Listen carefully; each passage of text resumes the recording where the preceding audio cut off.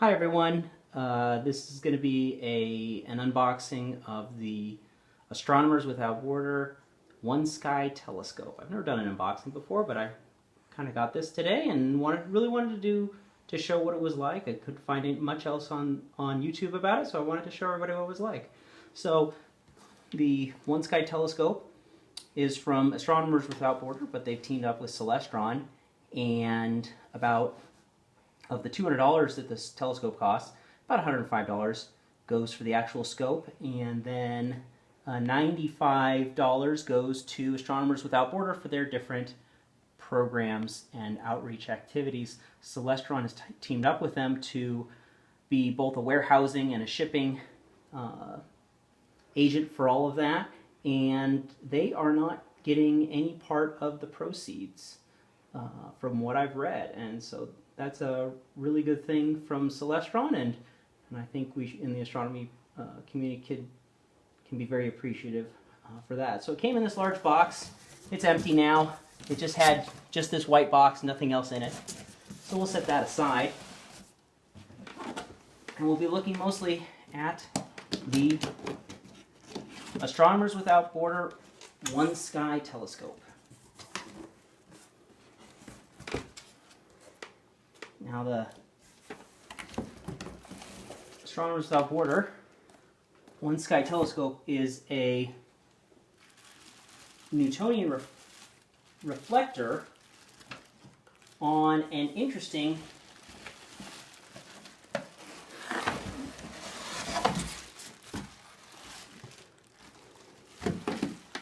Dobsonian mount. Comes complete.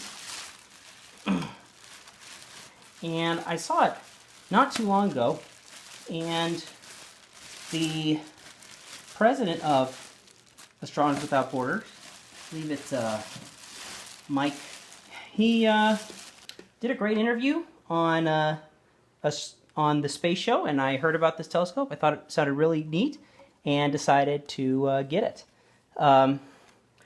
It's a 5-inch reflector, and it has some interesting features to it. Specifically, the feature that I thought was most interesting was that the optical tube assembly is actually a slide-out assembly here on these two rods, making it for a very easy, compact design that was easily transportable. I do a lot of astronomy observing from other locations and was really interested in a telescope that could be easily transported. So I'm going to go ahead and put the protective cover back on and remove the rest of the packing materials here. Okay. Comes in a bag. Get removed. So there are other telescopes that are small reflectors, but none that quite had this aperture size, that were desktop, and also were desktop Dobsonian mounts, as well as had the ability to be highly portable. So, and this should just be able to slide right out, pretty much. See how this comes out here. Oh, actually, well, as you can see with the Dobsonian mount, it has a swivel to it at the bottom, the base there, and then also we should be able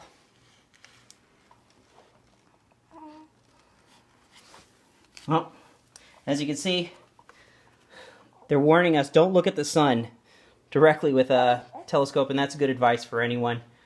Don't look at the sun with a telescope. It could be very dangerous.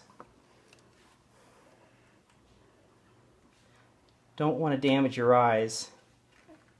There are special ways to view the sun, and this telescope does not come equipped with any of those.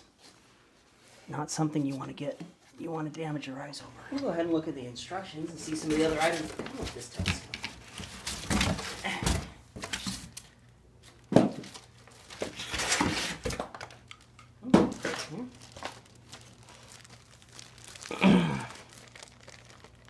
nice simple instructions here.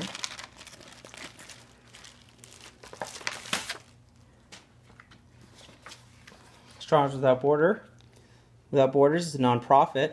I think a really cool way to get people to learn about astronomy and communicate and connect with people all over the world.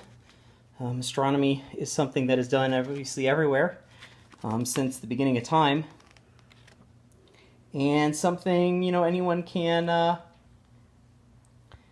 do. And here it says buy one, donate one telescope.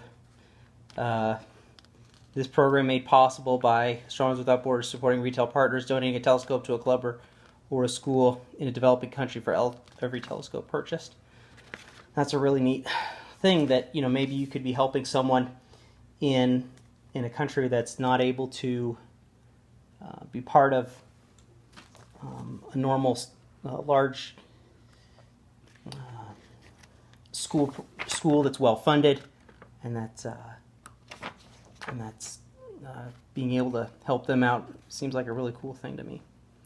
So, here's the telescope in its extended position. We'll go ahead and look at that in just a moment.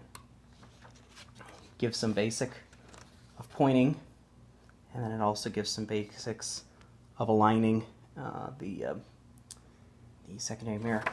One of the problems that happened with some of the review versions of this telescope before it was fully ready to go was that the support for the secondary was made of a weaker material. Some of the initial telescopes came a little bent actually with the support for the secondary, but again, I talked to the president of Astronomers Without Borders. They said they fixed that in the version that they're shipping now, and they've not had any problems whatsoever. You can see the secondary here. It's been replaced with steel. I believe it was brass before. It's very good. So what I'll go ahead and do, now that I've looked at the instructions and have a little bit better idea, I'm going to go ahead, loosen the slide for the body of the telescope, and swing it forward a little bit. Get the optical tube up higher before I lock it in position. That was what was keeping it in place.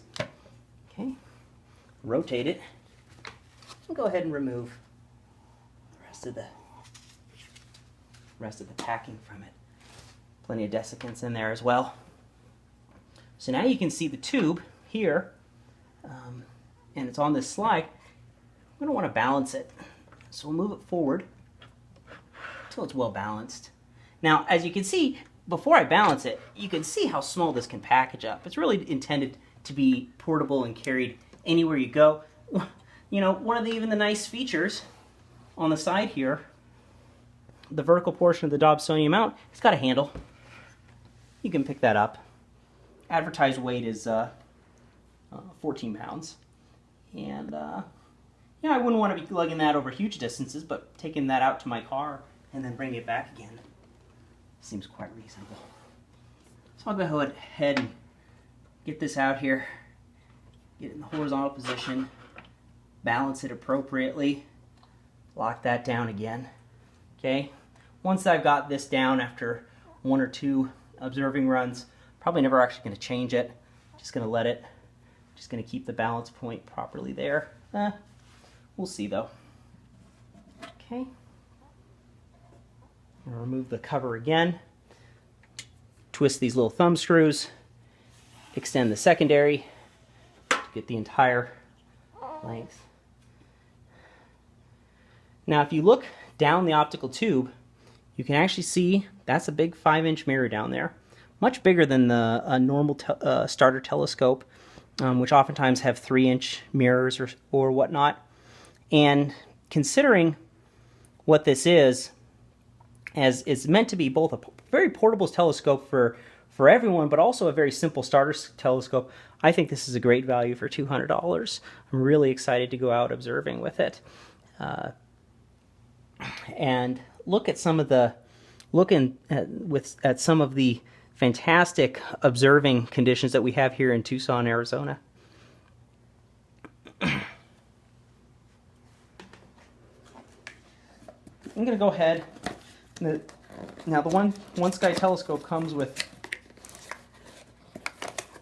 several lenses and some other items that'll be necessary. May want to, if you already have a good collection of eyepieces, then this will probably just be even easier to use. I don't have that many myself, so I'll probably actually have to start collecting a few more in order to take full advantage of this telescope. There's no finder scope. It's a red dot laser finder that'll attach onto the side of the telescope. You can see where that goes on, and I'll have to put that on there and make sure everything is correctly centered with that, and we'll just attach that on there. That won't be too difficult. Now, in addition to the eyepieces, there's also a columnating eyepiece. Want to make sure you get your columnation right. One of the questions some people have had is, can a telescope like this really be stable if it's meant to be opened and closed every time? And, that's something I'm going to have to find out through repeated use. You can see the mirror there. And as we saw in the instructions, there's a fair amount of instructions on how to take care of this when you're trying to work this.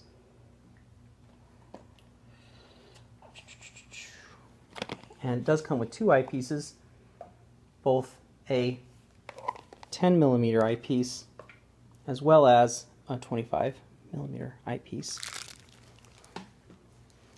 Again, the rule for astronomy, at least in America, is that a telescope can go up to 50 times magnification of the primary mirror if you're measuring the mirror's diameter in inches. Okay, taking off one cover. There we are. Okay.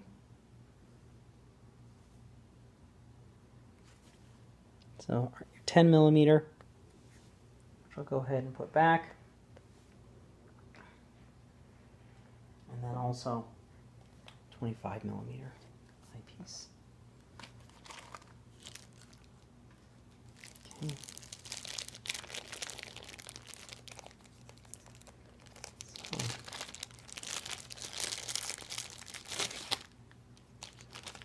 I'm sure there are better, higher quality eyepieces out there that you could spend, but coming with a kind of neat $200 telescope like this is, I think these are probably going to be a good set to start out with.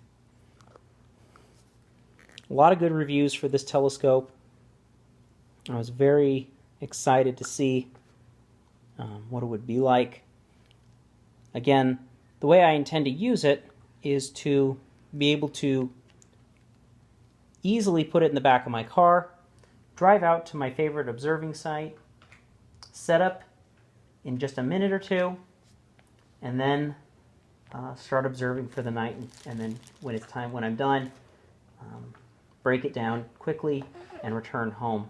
Oftentimes, with my observing, I like to go out for rather short observing runs. Sometimes, if it's just naked eye observing, half an hour, maybe an hour, go out there and take a look at what's out there. Okay. Now, some people have mentioned their displeasure with having a helical focuser. I've heard that some people have complained about that. I've talked again with Astronomers Without Border. One of their suggestions is to if the motion of the helical focuser is too much, that you can actually put Teflon on these threads. As I'm unscrewing it, I can feel the threads are somewhat coarse, but not terribly so. Okay. Again, you could put some PTFE Teflon plumbing style tape on this if you want to change the feel of how that moves and make sure it has both a smoothness to the motion as well as properly catching when you want it to. And that may be something I do in the future. It's a little tougher. Don't want to cross that there's already. There we go. There we go. Now it's nice and smooth. I had to just turn the threads in the opposite direction until they properly caught. There you go. So again, this telescope, when you're all done, you can compact it quite nicely by sliding the secondary back into position. And I'm very excited to try this out. So there you go. That is the OneSky telescope by Astronomers Without Borders.